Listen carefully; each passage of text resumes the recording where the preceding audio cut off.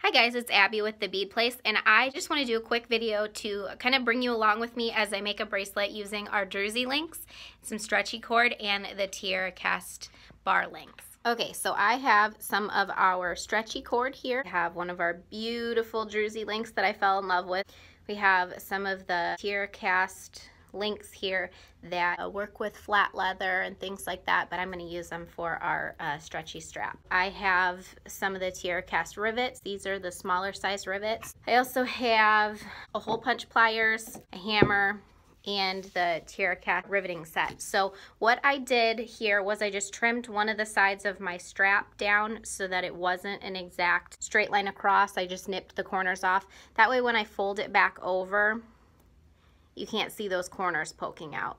So I'm going to thread it through my end here, and I'm going to figure out where I want to punch my hole because I'm going to put my rivet right here.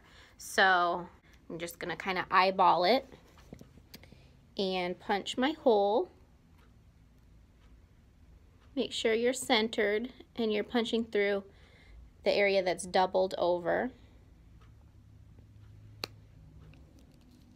Cool. So you can see here I have the male and female end of my rivet, and then I also have these washers here. So it's really important to use these washers on the front and back of your rivet when you're using something like fabric or stretchy strap, and that prevents the rivet from slipping through.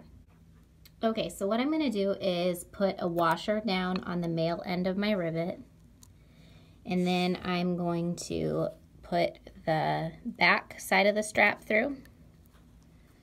I'm gonna make sure that my bar is loaded in, and then I'm going to put the male end also through the hole here,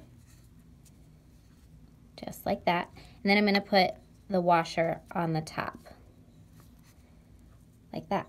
So I've got washer, fabric, another washer, and then I'm going to put the female end of the rivet down. So then what I'm going to do is take the rivet setter, hold it upright, and give it a couple whacks with the hammer. And of course, as I do that, the camera's going to bump and jump around, so I'll do that off screen. Or maybe you can watch me from a distance. We'll see how it works out.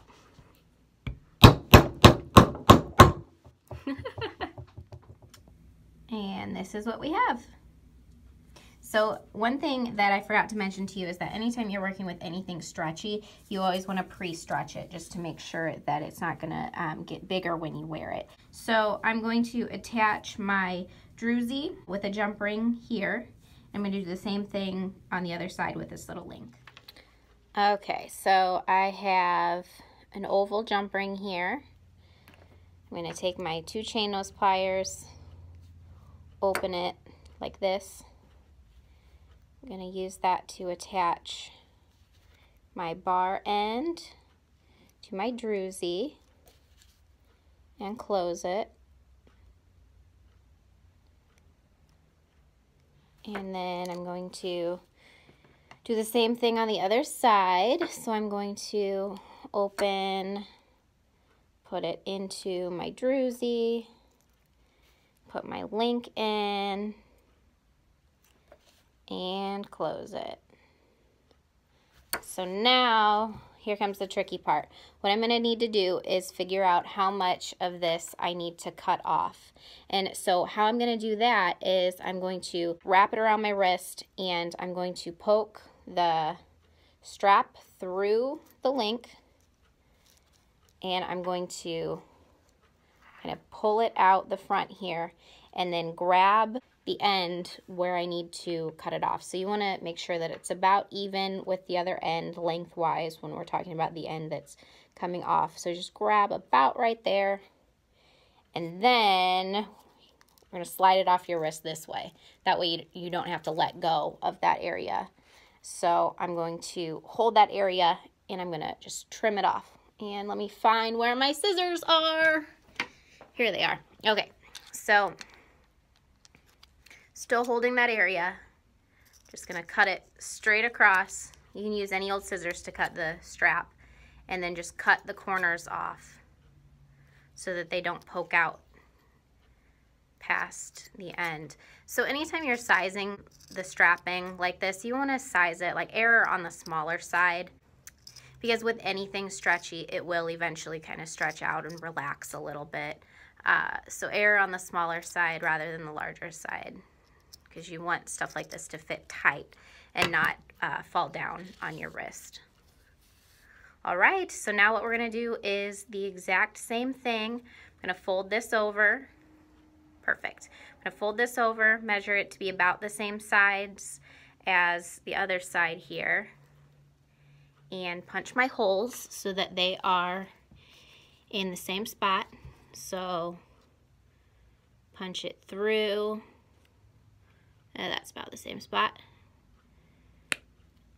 And then we're going to do a male rivet,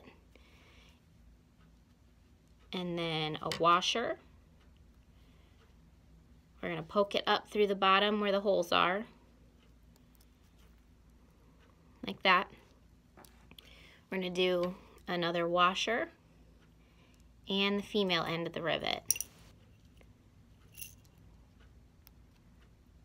just like that. All right, so now I've got my rivet setter on top of the rivet, and I'm going to give it a few whacks. And here we go, it's done.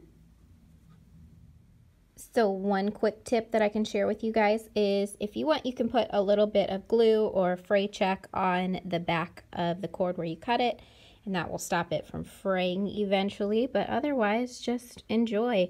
If you liked watching this video, give it a thumbs up. If you have questions, leave them in the comments below. Like us on Facebook, Instagram, and Pinterest. And we put out videos at least once a month, sometimes more like bonus little videos like this. So yeah, subscribe if you'd like to see more. Thank you so much, so much for watching.